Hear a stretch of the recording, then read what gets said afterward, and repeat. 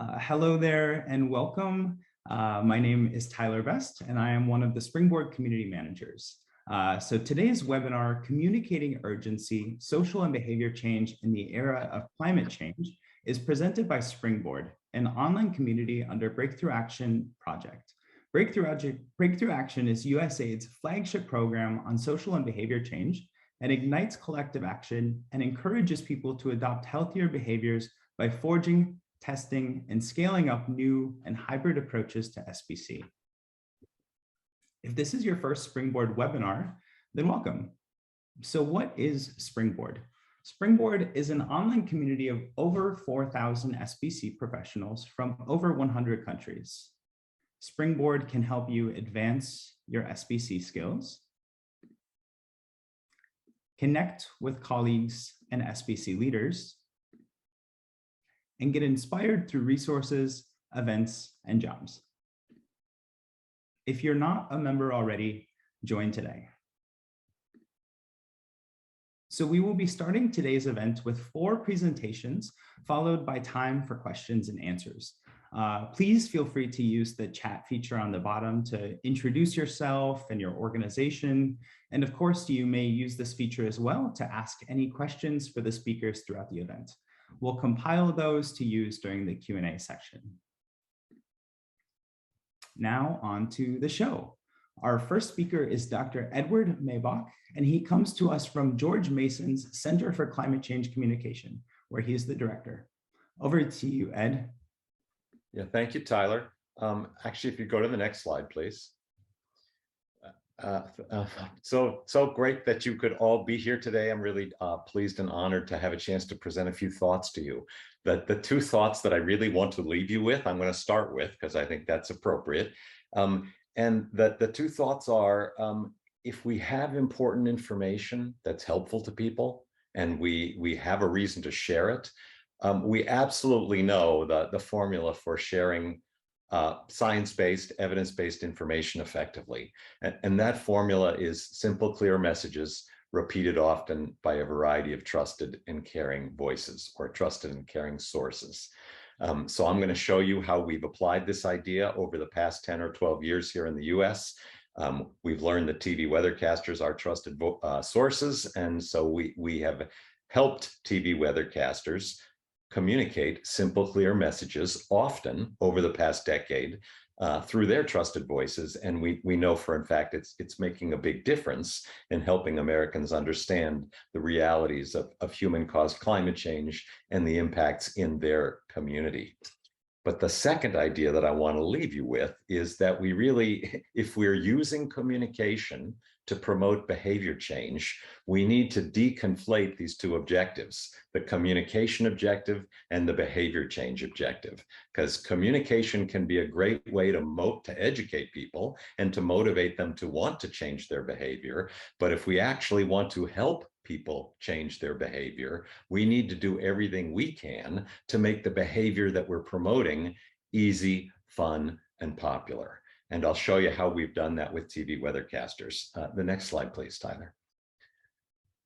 So 12 years ago, when we started this project here in the US, we asked people in our nationally representative surveys, what's the first thing that comes to mind when you hear the words global warming? And I can tell you that 12 years ago, the first thing that came to people's minds, next slide, please, when they heard the words global warming was this furry fellow, polar bears.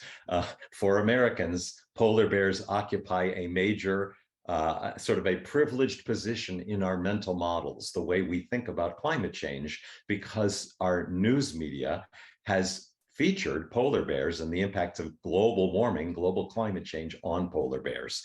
And that's all well and good, but many Americans don't care all that much about polar bears. So that's not necessarily a helpful way to engage Americans in the issue. Next slide, please. Another thing that comes to mind for Americans when we ask them that question is essentially they say science. Science is the first thing that comes to mind when they hear the words global warming. And that's all well and good as well, because in fact, we only know about global warming through science, but it's not an engaging frame for the issue. So when people think about polar bears, or when they think about science, next slide, or when they think about politicians, this is Al Gore, if you don't recognize him, our former vice president and a major climate champion here in the US. But those are the three things that come to mind first. Plants, penguins, and polar bears, science, politicians, none of those are engaging frames. None of those are frames that make the issue of climate change personal for people here in the US. Next slide, please. We have learned through our research that a much more engaging frame is extreme weather. The ways in which extreme weather, global climate change is changing the weather here in America, or even better, here in my community in America. Because when we understand that this global problem has local relevance, it's much more engaging.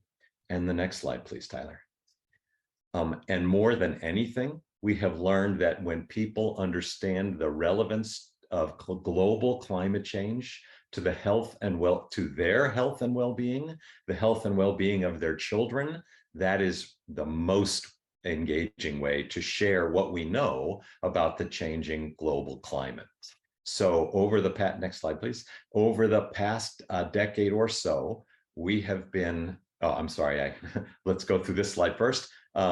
So 12 years ago when we started, most Americans accepted the reality that climate change is happening, but they saw it as an abstract and a personally distant threat. Build that slide out if you would, please. One more and one more and one more. But most Americans saw it distant in time, in space, and in species, as I've already suggested. All of which is well and good, but again, as I've suggested, not particularly useful when we want to engage people in an issue, earn their attention, help them think through what the issue means to them, and help motivate them to take different actions. We need to make the threat much more concrete and much more personally relevant. Next slide. So when we started, about 16% of Americans, this is a audience segmentation analysis that my colleagues and I have been conducted first in 2009, and we've been tracking these 6 distinct groups of Americans ever since. When we started scaling up our work supporting TV weathercasters in 2012, about 1.5 out of 10 Americans were alarmed about climate change. And by alarmed, I mean they understood it to be real, human caused, they were concerned about it, and they were motivated to take action. Everybody else along this continuum saw it either as an abstract distant risk, or in the case of the group on the extreme right-hand side, the dismissive group, they simply didn't believe that global warming was happening. They dismissed it outright. Next slide, please. We've learned from our research that there are really only 5 key ideas, what we call 5 key facts about global warming, that determine what the likelihood that a person will be in that alarmed category that I showed you a moment ago. I like to think of these as 5 simple, clear messages. The fact that it's real, that global warming is happening, it's us, that human activity is the main cause, that the experts agree, there is no disagreement among legitimate experts, that it's bad, and it's not just bad for plants, penguins, and polar bears, but it's bad for us, it's causing the weather to be more dangerous, it's causing health harms in our community, it's a threat to the health and well-being of our children and grandchildren, and finally, that there's hope. There are actions that we can take that will make a big difference. Next slide. So we learned through our research that TV weathercasters are a highly trusted source of information about global warming for people across America, including people across the political divide in America, from liberals to conservatives. And we decided we wanted to engage the TV weathercaster community as our asset of trusted voices in communities across the country. Next slide, please. We started out with one weathercaster, this gentleman, Jim Gandy in Columbia, South Carolina. We tried it. We wanted to try our approach in a very difficult place, a place where lots of the viewers were highly conservative and therefore more likely to be skeptical. We had conducted a survey of the weathercasters across America, and we learned that half of them in 2010 said they would like to educate their viewers about the local impacts of climate change, but virtually none of them were back in 2010. So we worked with Jim Gandy to support him in educating his viewers about the relevance of climate change in his community in Columbia, South Carolina. Next slide. The way we did that is we learned that Jim and other weathercasters around the country felt they didn't have access to the data that we have a NOAA, the National Oceanic and Atmospheric Administration, as part of our federal government. They collect data about the weather and climate in communities across America, but they don't actually downscale it and provide it back to weathercasters. So we worked with NOAA data. We provided the data to Jim and subsequently to many more weathercasters to help them create this kind of graphics that they could use to educate their viewers about the ways in which global climate change was changing the weather in their community. Because as I said before, we knew that when people understand the weather is changing in their community, they're much more likely to be concerned, much more likely to get engaged. Next slide, please. Over the course of the past 10 years, since we started the program in 2012, we went from one weathercaster in Columbia, South Carolina. We now have almost 1,100. That's about half of America's weathercasters who we support with these materials. The graphics that I showed you a moment ago, lots of other information that makes it easy for them to report on climate change as a local problem in their community. Which brings me to that second point that I made at the top of my talk, which is if we want to change people's behavior, and I wanted to change TV weathercasters' behavior to help them start reporting on climate change as a local problem, I had to make it easy, fun, and popular. So by making it easy, we actually produce the materials for them. And every week we send them a story package that they can choose to use or not as they see fit. So that's how we make it easy. We make it fun for them by shining a light on our early adopter weathercasters who are doing great work, and we nominate them for awards, and we get other journalists to report on the fact that TV weathercasters in America are now reporting about climate change as a local problem. So we try to build benefits in for the weathercasters who are actually doing what we've asked them to do and what we are helping them to do. And by popular, what I mean by that is as we went from one weathercaster to 10 to 100 to 1,000, every step of the way, we make sure that members of the TV weathercaster community understand that this new behavior is rapidly becoming a new social norm. It's rapidly becoming a new vital part of the job description of TV weathercasters. Next slide, please. When we started, weathercasters in America actually were more likely to be skeptical about climate change than was the American population at large. Back in 2011, only 54% of weathercasters were even convinced that human-caused climate change was real. But because we've made the effort to embrace them as a community of practice, they have their viewpoints, their views of climate change have evolved very rapidly. Today, virtually all of them are convinced that climate change is real and human caused, and the climate scientists are all in agreement. They all understand the ways in which it's changing the weather in their community, and they now believe there are actions that they can take to educate their viewers. So we've had this tremendous, tremendous positive impact on members of the weathercaster community in terms of changing their views and changing their behavior. Next slide, please. We've also, here's sort of the one slide that best illustrates how we've changed their behavior. Back in 2012, when we started, there were only 55 stories aired anywhere on TV in America about climate change and how it's influencing the weather. As of last year, there were over 5,600 stories aired. So we've seen a 100-fold increase in TV weathercasters reporting on this issue as a result of this Climate Matters program. Next slide, please. We know for a fact that it is changing Americans' views about global warming. This just happens to be a slide from Pew Research published last fall, which shows that the majority, a large majority actually, of Americans understand that extreme weather events in the US and in their community are happening more frequently than in the past. Next slide. The Six Americas distribution, the proportion of Americans who are alarmed, which really was our communication objective here, to grow that segment. You can see that now in 2021, that size of that group has approximately doubled from where we were when we started in 2012. Next slide. All of this is documented in research. These are just the half a dozen studies that we've published documenting the impact that this program is having on public understanding of climate change as a relevant issue in communities across America. And so with that, Tyler, I turn it back to you. For any of you who would like to follow this work, as Tyler said, I'm at the Center for Climate Change Communication at George Mason University. You can follow us at Mason4C, or our website is on this slide.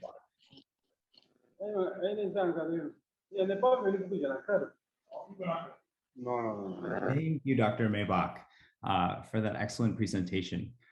So on to our second speaker. Our second speaker is Katie Heffner, who is representing the Center for Behavior and Environment at RARE. Katie is the Senior Director of Partnerships and Engagement over at RARE. Over to you, Katie. Thanks, Tyler. And I just have to say it's such an honor coming on after Ed. We're huge fans of him and his team and the work that they do. So it's great to be here and join him on the panel. So I'll jump in. I'm coming to you from RARE Center for Behavior and the Environment. We sit within RARE. It's an international nonprofit that works on a variety of conservation and environmental and sustainability issues around the world, and really focuses on the role that behavior change can play in adopting new sustainable practices, particularly when working with natural resource management. So at our core, we very much believe that environmental challenges are behavioral challenges, that someone somewhere needs to do something differently to be able to achieve the kinds of outcomes that we want to see. And so if they are environmental challenges, if environmental challenges are behavioral challenges, we need behavioral solutions. So one of the topics that we focus on is climate change. And if we can go to the next slide. So climate change, as everyone here knows, is something that has been really hitting the headlines. It's something the world is paying attention to. We know, based even on Ed's presentation, that the world is shifting, that we know that there is something happening, and we're starting to talk about it increasingly. So in the next slide, we've all seen the headlines. Scientists are raising the alarms that it's time to panic. We're telling people the urgency. We're trying to communicate that the world is changing. There's natural disasters. We're trying to make the difference. But how we're doing so, does telling people this scary information really push them into action? Next slide. The other thing that we're hearing in the headlines is telling us that there's nothing really that we can do anyway. So behavior changes don't matter. It's really policy change, corporate change. And so in the next slide, the question that we looked at and we're thinking about is, is there really nothing else we can do? Is there really nothing that we as individuals can do if we need corporations to change, if we need policy reform? Should we just all sit around and wait until they do that? And so next slide. At our Center for Behavior and the Environment, we started out, several years ago, and first started our analysis, and we looked at Project Drawdown. And Project Drawdown had a list of 100 solutions that were already in existence in the world. And we went through and cataloged which of those 100 solutions that existed primarily relied on household behavior change or adoption to be implemented. And so we went through that 100 and actually came up with 30. 30 of those 100 relied on individual behavior change. And what was interesting is when we started calculating and narrowing it down, we found that those 30 actions could account for over 1/3 of the necessary reductions in greenhouse gas emissions that we needed to achieve to reach the limits identified in the Paris Accord. Now at RARE, we have programs all over the world that focus on different aspects of either climate adaptation or mitigation. But one of the things that we did as a result of this research is we wanted to narrow down even further. So in the next slide, what we did is we did an analysis. We took this analysis a step further and we narrowed in on the United States just because we had to pick a country. And at the time, there wasn't going to be quite a lot of political or government action on climate based on the administrative priorities. So we went ahead and looked at what were the top behaviors if they were implemented could really have a substantial impact on US reductions. So we came up with 7 that if adopted by 10% of the relevant US audiences, that could get us halfway to the Paris Agreement, the goals for the United States. They were adopting a plant-rich diet, and that does not mean necessarily going vegetarian, but what we looked at is if we just should shift consumption 1 quintile down for meat for people. So if they were eating 4 hamburgers a day and the next quintile down, I'm making this up, but it's 3 hamburgers a day, could we shift people down just to eat a little bit less meat? Buying carbon offsets, it has a big impact. It's obviously one of the things that you do kind of on the back end where, you know, if you can't fully reduce on the front end, you can kind of offset along the way, but critically important to do so. Contracting for green energy. This means either buying solar or using wind or other types of energy outside of coal and some of the less sustainable options. Reducing food waste. Food waste is one of the most significant contributors to methane and climate greenhouse gas emissions along the way. So how do we reduce food waste? Buying an electric vehicle, not getting everybody to go out and buy an electric vehicle right now, but buying one when it's time for their next purchase. And then flying 1 less time a year. This is for people who are primarily, it's a business setting, or people who are flying quite a bit to fly 1 less time. And so RARE launched a program called Climate Culture, which is focused on the United States in looking at how do we reduce these greenhouse gas emissions and encourage people to adopt more sustainable lifestyles.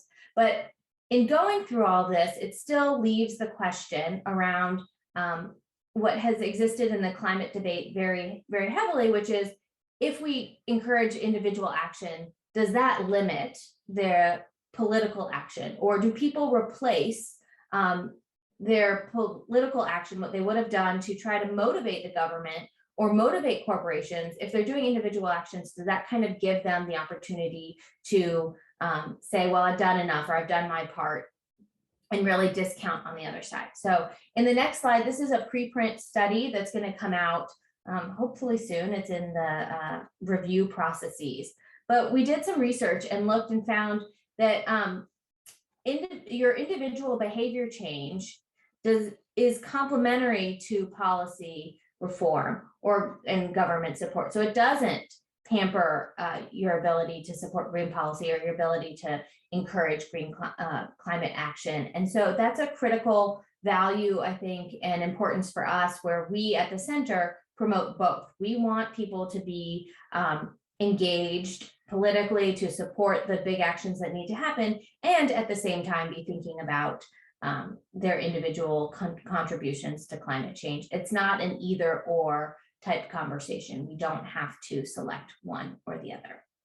So just briefly, some of the things that we think about when motivating action around any sort of environmental challenge, but particularly also around climate action. In the next slide, one of the things that we often talk about is that you have a spectrum of decision making that happens. And over the tens of thousands of decisions that you make every day, on the one hand, you have this very intentional, you weigh the costs and the benefits, you calculate an optimum solution, and you make a very intentional choice.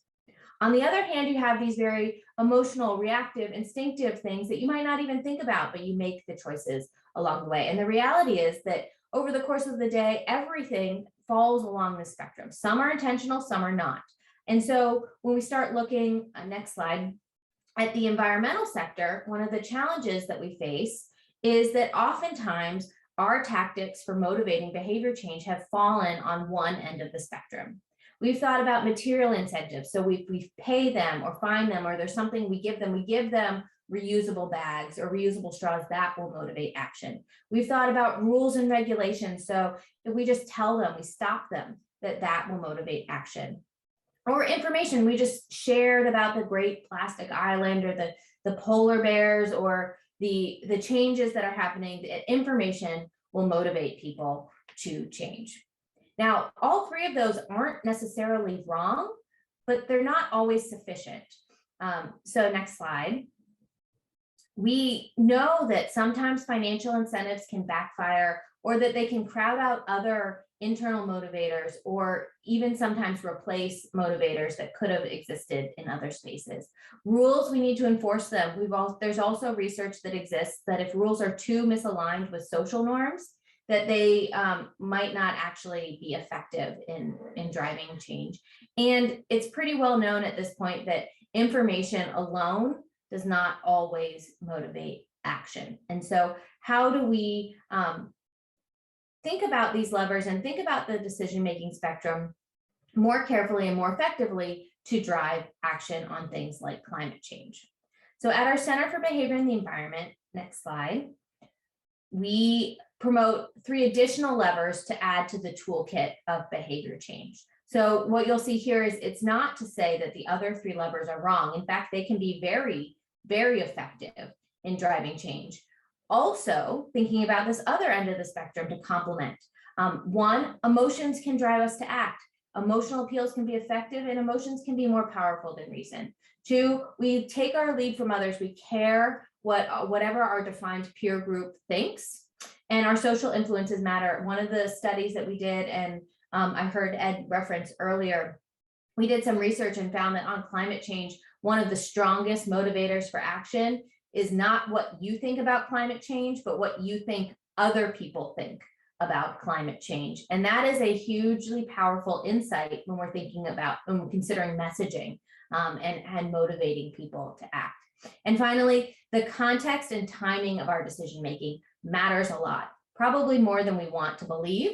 But what we have this concept called choice architecture, but the structure and timing of our decision-making environment. You might have heard things like nudges or behavioral economics, and oftentimes that can fall into that category of how people are thinking in the timing of making the decisions. So next slide.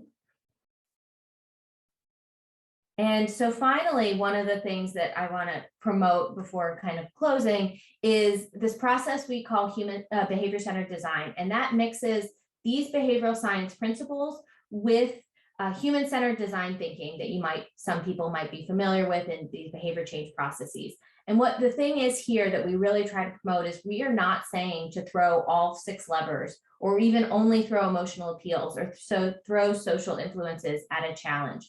What needs to happen is this very stepped approach for identifying which levers will be most effective in driving your target audience towards the targeted behavior. And so we have these steps that we don't have time to get into today, but really around identifying what is the target behavior, identifying what your audience is currently doing or thinking, and then how do you map behavioral science insights and principles to really drive them towards the kind of action that you want to see. So next slide, we have a ton of resources around behavior-centered design and the levers. One, we have trainings. We actually have a training coming up in October on behavior-centered design and how to apply it to challenges such as climate change. We also have our platform behavior.rare.org that has a ton of resources. They're all free. All you need to do is put in an email address to access all of it, but around worksheets, tools, resources, quite a bit on climate since we're doing work in the mitigation space. But I would encourage everyone to check that out or contact us to learn more. But yeah, thank you again so much for having us. This is great topic of critical importance, and I'm really excited to dig in further with everyone. Thank you, Katie, for that excellent presentation. So moving on to our third presentation, our third speaker is Krystle Corpus, who's a project manager and natural resources management specialist at RTI. Over to you, Krystle. Thank you, Tyler, for the opportunity to present at this webinar. Good morning, everyone. I'd like to start off with sharing a little bit of RTI International and our Center for Climate Solutions. Next slide, please. So in late 2021, RTI launched the Center for Climate Solutions to help develop and scale efforts to reduce emissions and strengthen resilience to the impacts of climate change. RTI researchers have been conducting environmental and energy research for more than about 60 years, and this includes research evaluating the socioeconomic, environmental, and health effects of climate change, as well as investigating new methods and technologies for mitigating and adapting to climate change. With our institution deeply rooted in research, we often leverage our technical and scientific expertise on our USAID-funded projects that we implement. And today I'm happy to share some insights and examples of successful social behavior change campaigns that RTI has implemented, along with some really great lessons learned on how this research can advance climate change action. Next slide, please. So under our Guatemala Low Emissions Development Strategy, or GLEDS project for short, this project was a USAID funded program that worked with the government of Guatemala to help create its first low emissions development policy with the goal of reducing emissions across Guatemala's economy. GLED's social behavior change focused on two things. Number one, it highlighted the benefits of climate action and low emissions development in public forums such as trade fairs, private sector forums, government events. And second, it helped the Guatemala government and its counterparts with their own communication about low emissions development benefits. In preparation of GLED's social behavior change activities, the project conducted interviews with about 20 to 25 counterparts of government, private sector, farmer associations, universities to determine their perspectives on climate change, and ultimately use that research to distill what message would resonate with them. Next slide, please. This approach is common for many programs that we've seen and can be seen as influencing public perception via a more general population awareness raising rather than identifying perhaps a target audience.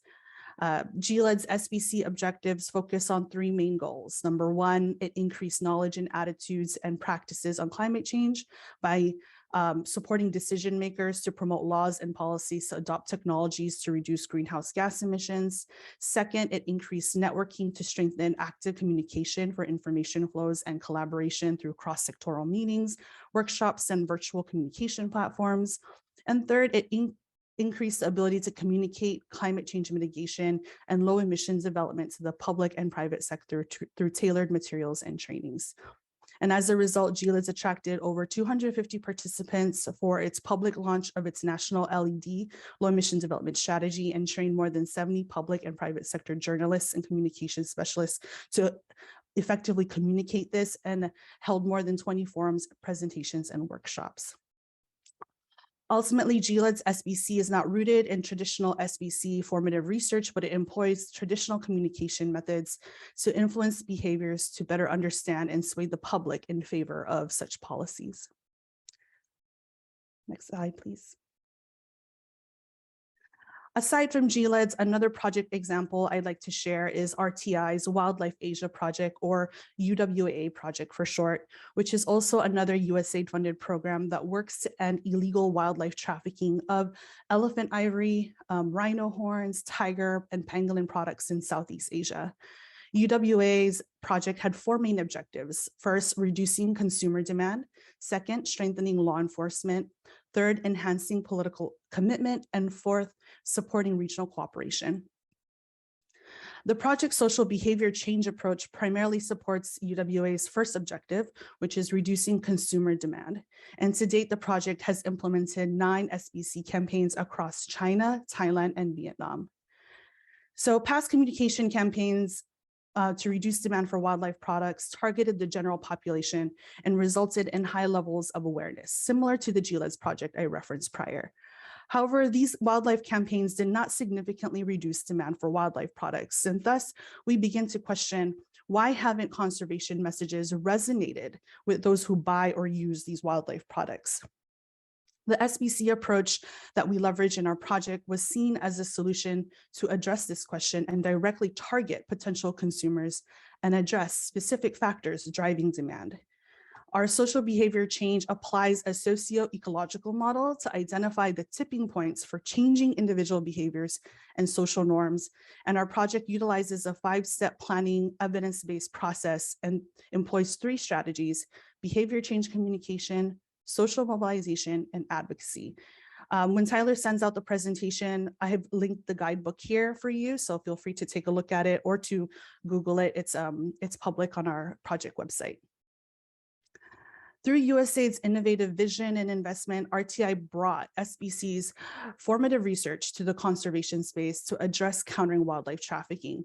And it was so successful under this project that it's considered the best practice by the Convention on International Trade in Endangered Species of Wild Fauna and Flora, and was also adopted and applied across ASEAN as a regional tool.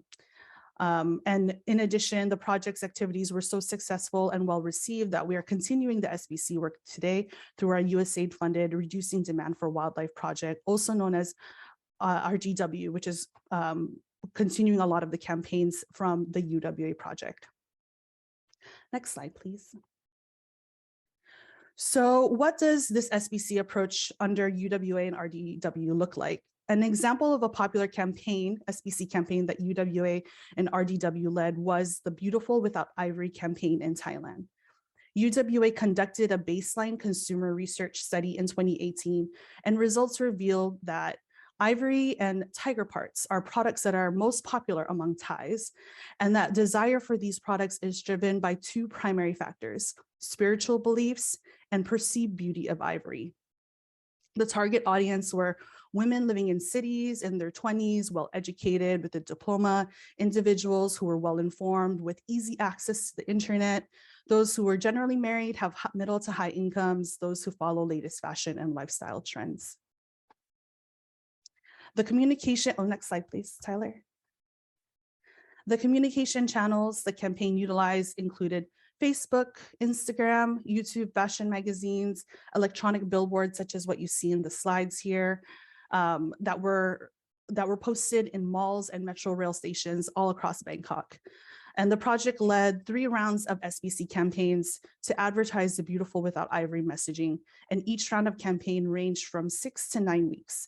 And a total estimated view were more than about 20 million. Next slide, please. I added this slide because I think it demonstrates a really good depiction of the success of the campaign by types of ads that we use and recall. So 57% recalled 1 or more messages from the Beautiful Without Ivory campaign, and the frequency of recalls showed that campaigns achieved good levels of saturation, with over 1/3 or 38% of respondents recalling seeing the campaign ads 3 or more times, perhaps in their daily commute or in their newspaper or through on their social media. So the campaign recognized that influencers played an important role in influencing behavior, and Facebook and Instagram were effective mediums to reach target audience. Tyler, if you can go back to this picture slide, 1 back. So when I say influencers, you'll see in the pictures here that we have a couple of women in white, and these were considered Thai influencers or fashion influencers that had targeted messaging to women and people who, I guess, like high-end products like ivory, to say that they're beautiful without it. And I think the influencers played a really important role in consistent messaging and playing a part in participating on a lot of really, citywide events that got the public talking and seeing for themselves, that ivory products are not considered, should not be considered as a beauty item to be consumed. Thank you. Going to the next slide, please. Next one. So the results of the campaign were massively successful in Thailand and measured not only reach, but impacts on attitudes and behaviors. And I think that's what's unique about this SBC campaign, that the team really looked at the impacts, the results of attitudes and behaviors around ivory.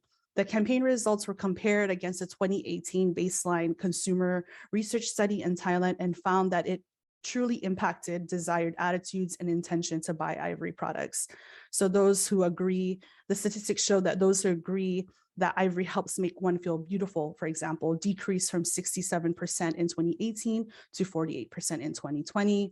Another example, those who agree that buying ivory products is not acceptable increased from 3% in 2018 to 38% in 2020. Okay, next slide. Another successful SBC campaign under UWA was our digital deterrence campaign in Thailand. USAID Wildlife Asia project used digital marketing to target potential online wildlife product buyers, and ads were shown to those who use sensitive keywords that denote potential interest in buying wildlife products, such as, Googling tiger amulets or Googling tiger tooth fangs, Googling tiger for sale or baby tiger for sale, buy elephant, how do you tell ivory from bone?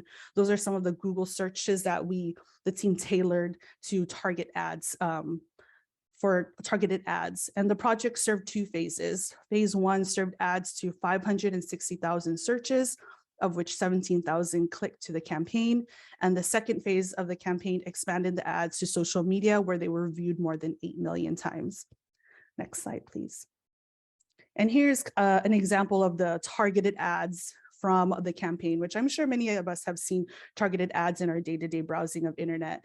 But the team definitely took in time to really research the keyword searches and then develop specific messaging around them through these digital deterrence ads. Next slide, please. So in summary, SBC was approached differently under GLEDS and UWA, but both sought to influence public perceptions on topics that correlate with climate change and conservation. GLEDS demonstrated success in communicating the benefits of low emission activities by employing traditional communication methods to influence behaviors of decision makers. And UWA demonstrated success in targeting specific audiences through consumer and formative research to tip public perception and reduce the demand and opportunities for wildlife products. And I believe UWA takes on the more traditional SBC formative research that many of our global health practitioners on this call have done.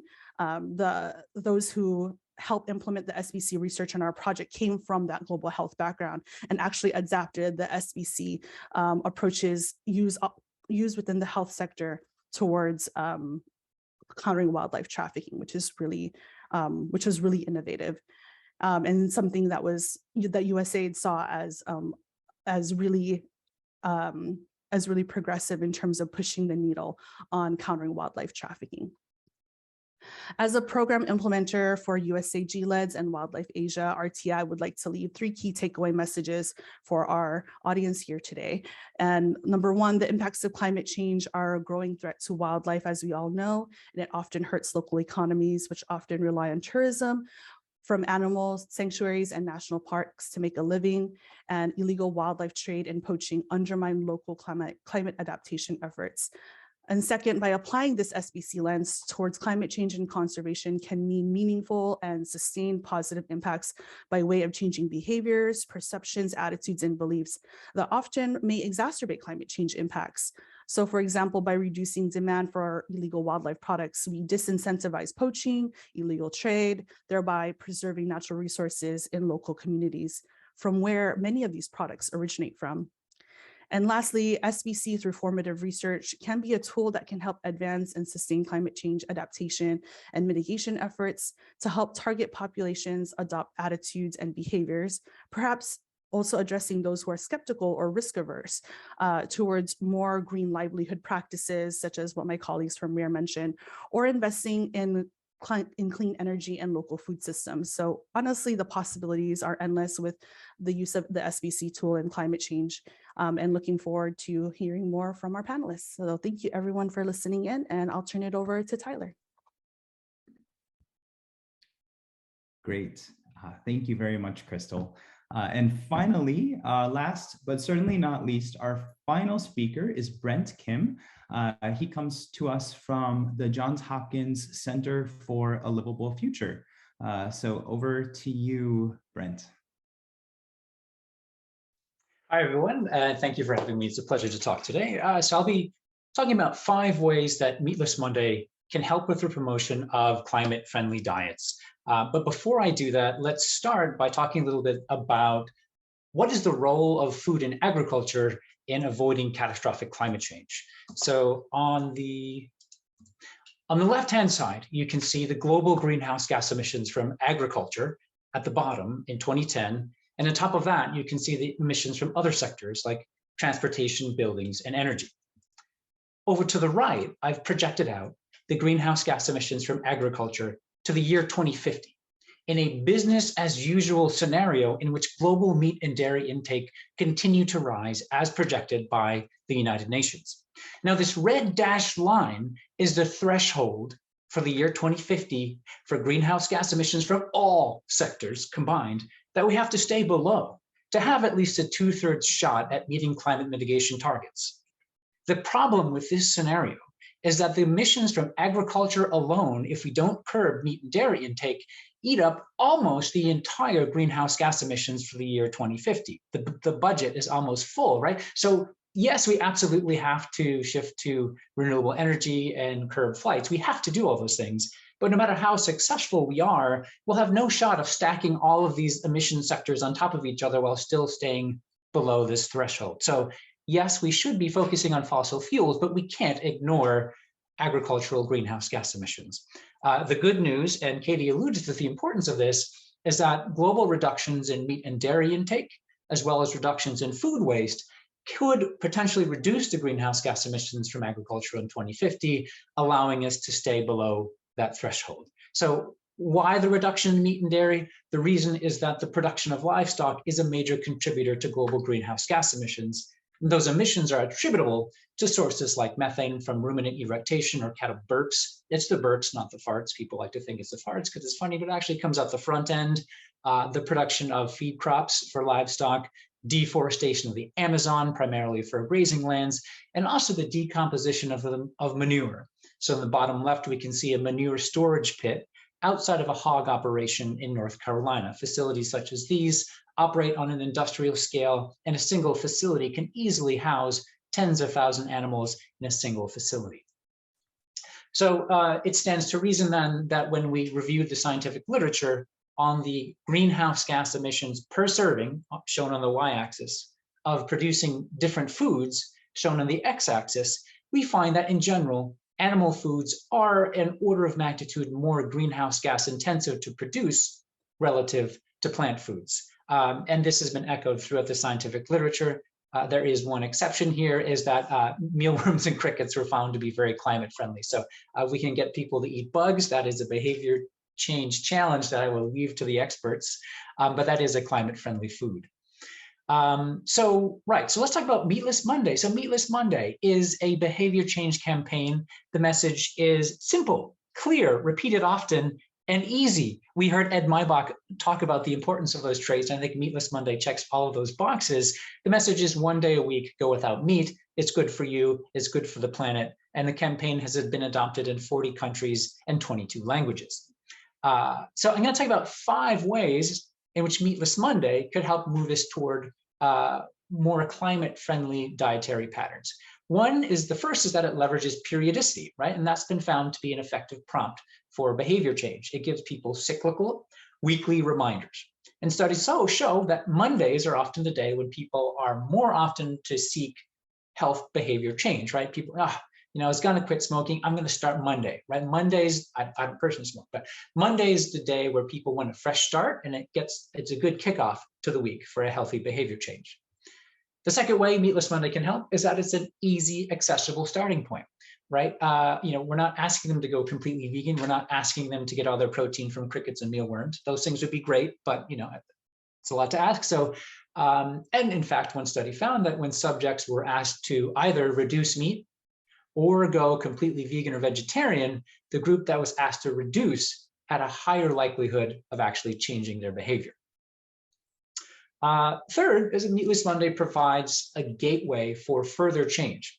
So there's evidence to suggest that when folks initially adopt a Meatless Monday, down the road, they may be more likely to take further steps toward a more plant-based diet.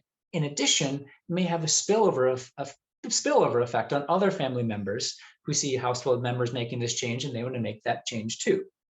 In fact, there's research to suggest that among folks who go vegan or vegetarian, the ones who made a gradual transition were slightly more likely to maintain that behavior, as opposed to the folks who went cold turkey, cutting out meat and dairy entirely, pun intended.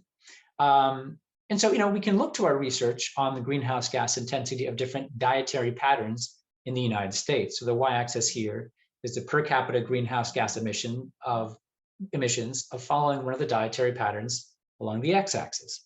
So on the left, we have the baseline typical standard American diet, which is the most greenhouse gas intensive of the ones shown here.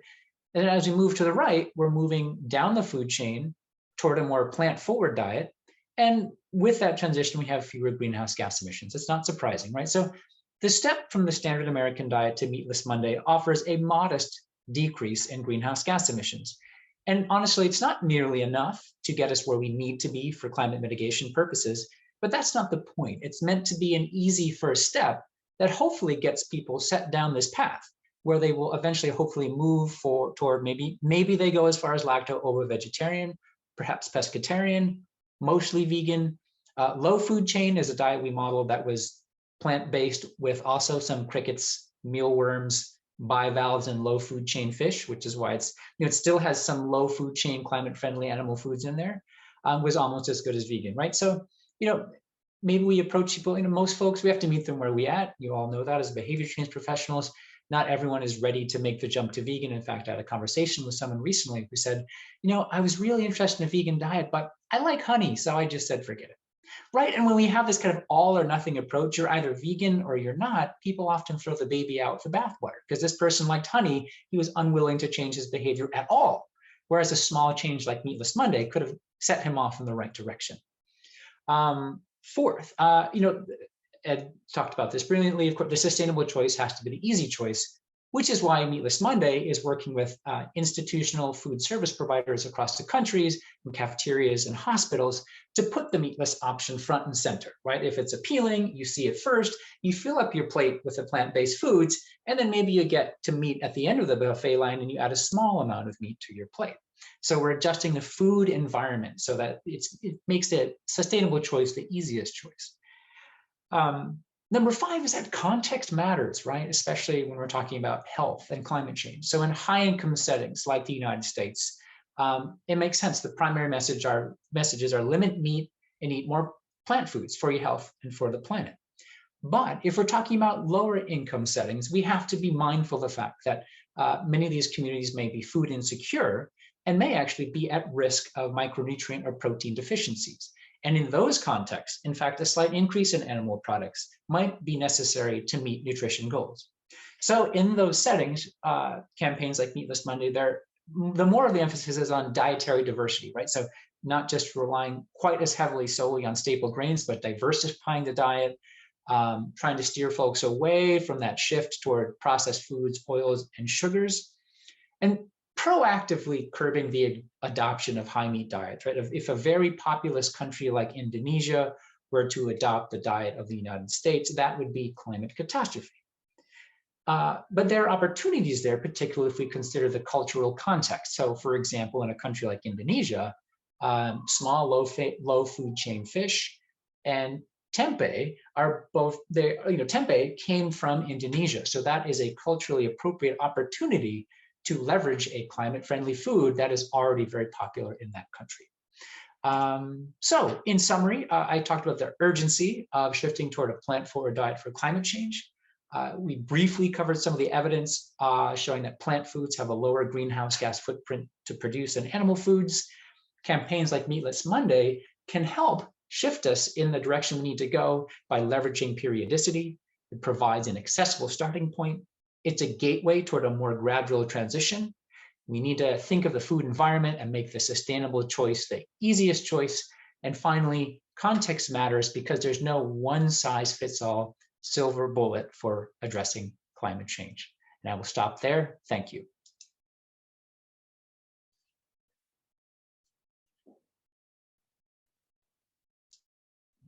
Thank you, Brent. That was great. Really fun, really informative.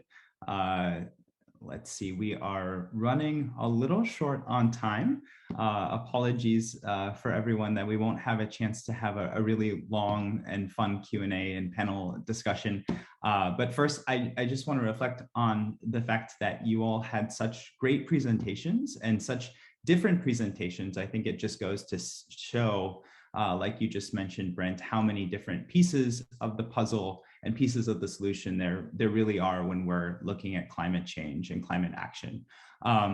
One question I would love to put to the group we had from our Springboard event page, it sort of runs along the line of how we build communication campaigns, how we build messages, and the fine line we run between giving people accurate information, but also providing them with hope and optimism and actionable information. So maybe just throwing that out there for any thoughts you have, feel free to respond or not.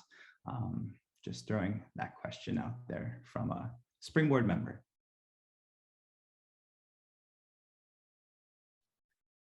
I'll take a quick shot at it. And those 5 key truths about global warming that I talked about, the final one was there's hope. We know from our research that when people don't have hope, when they don't understand there are actions they can take that will make a difference. And therefore, from a communication perspective, when we fail to affirm people's agency, that there are actions they can take that will make a difference, we're not really doing our job. So yes, an emphatic yes, super important that our messaging is not solely gloom and doom. It's important that people understand the risks and the threats, but it's also important that we give them actionable information about steps they can take that will make a difference in their lives and or in our lives together as a community. A paper that has influenced my thinking very much was done by Risa Palm in Georgia State University in Atlanta, Georgia.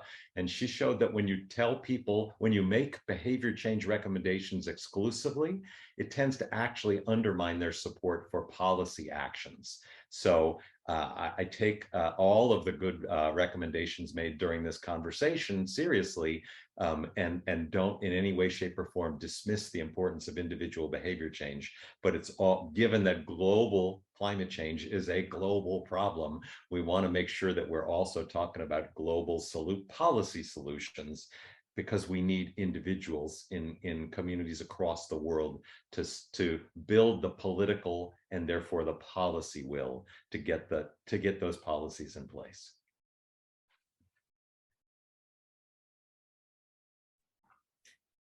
I would just say I dropped into the chat.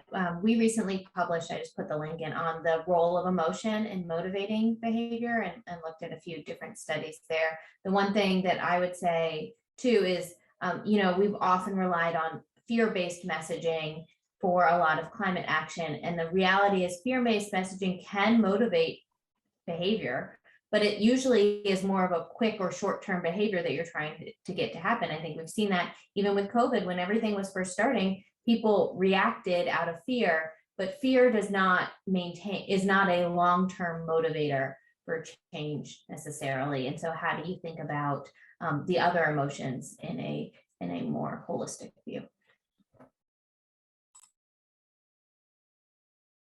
Any additional thoughts, Brent or Krystle? I want to make sure that you have a chance as well.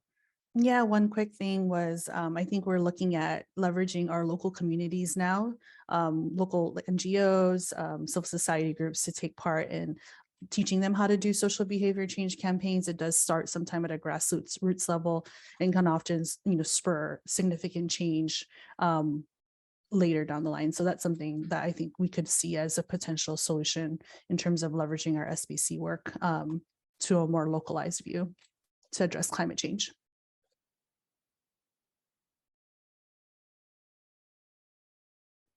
Well, we are over time, so I want to be respectful of folks' time. Perhaps if you all just want to have a last quick word, I would love to hear from each of you in reverse order. So let's start with Brent. Any final thoughts for folks watching? Eat real food, mostly plants. Great. Krystle. Oh, you're on mute. Sorry, just encourage everyone to, really take into consideration the work that they're doing and how a lot of the SBC work that many of you all on the call here have been contributing towards the climate change work, and to continue with that momentum. So good luck, everyone. Katie. I would say think about the role of behavior-centered design in your projects and all of the different levers and how they can work together to motivate action. And Ed. Yeah, climate change is the most pressing public health threat that human civilization faces. So in all of your work, reach out to your health professional colleagues in your country, invite them to join you in the work you do. You will find that they are eager to do so, and their trusted voices will help extend the impact of your important work. Great. Well, thank you all so much. A huge thank you to our presenters today for the work it took to put all the presentations together and all of our practice. It's very much appreciated. And thank you to everyone for joining. It's such a pleasure to see so much enthusiasm for this topic, and hoping that we see more and more SBC related work to get in the fight for climate action. So thanks everyone, and we hope to see you at our next Springboard webinar. All right, thank you.